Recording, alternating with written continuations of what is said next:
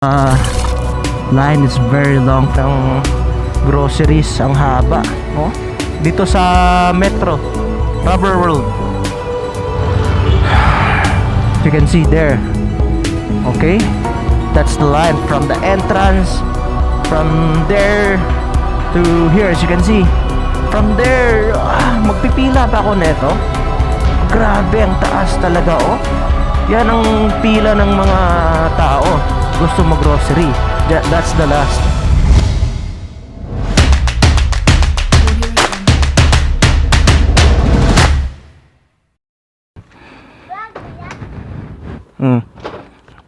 Shout out. God bless to me. I'm going out to the open world. What's up mga Kadaot? Welcome to another motovlog. This is a serious one. Baka bukas or the next day magla-lockdown dito sa Cebu City. And as you can see, ang taas ng pila going inside Agisano para bumili ng mga provisions like food, groceries. As you can hear, from there, dito yung last ng pila. My agenda today or this afternoon, pupunta ako ng Shopwise, bibili ako ng cleaner ng CR namin. And before that, pupunta muna ako dito sa Tupas. Bibili ako ng pedal sa bisikleta ng kapatid ko dahil sira na. Diba? Ay, pedal nani. Katong sa kumanggol ba? Katong pedal dito no buak man. Nani. Hello.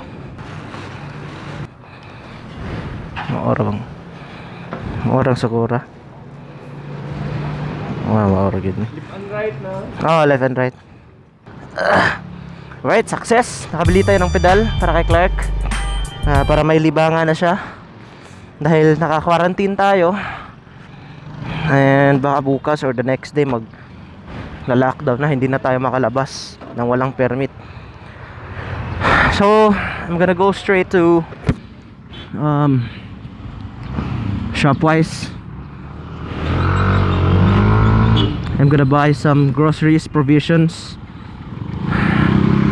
I'm not panicking, but it's most like I'm panicking already. And as you can see, the line is very long from outside to, from inside to outside. I'm panicking a little bit. So my next agenda is to go to Shopwise and buy some goods.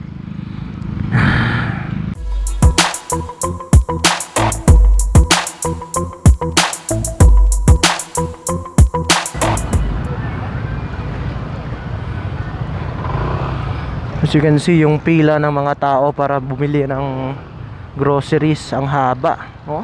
Dito sa Metro Rubber World.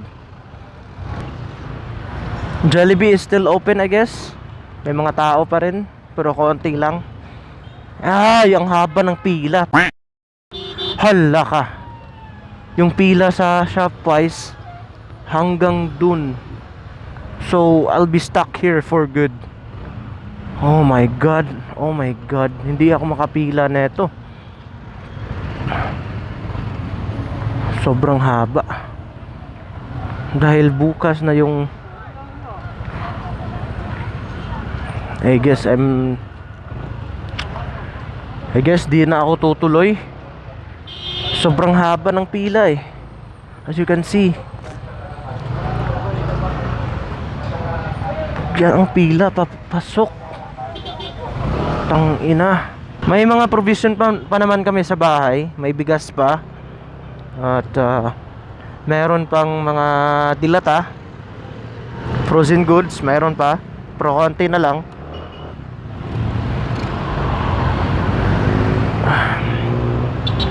I guess I'm gonna U-turn here.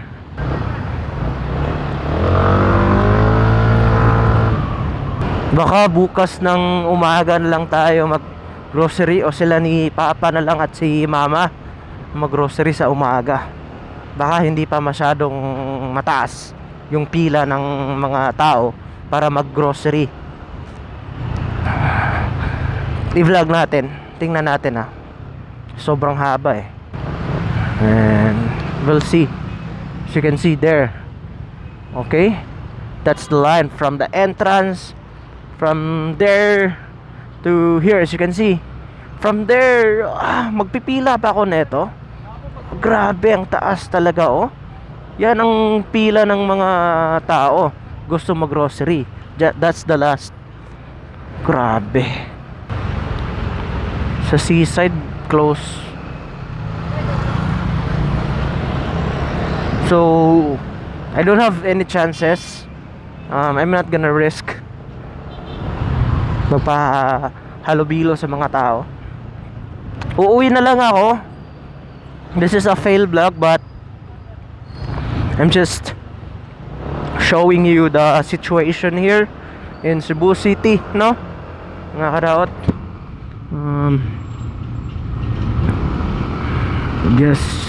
Let's just stroll.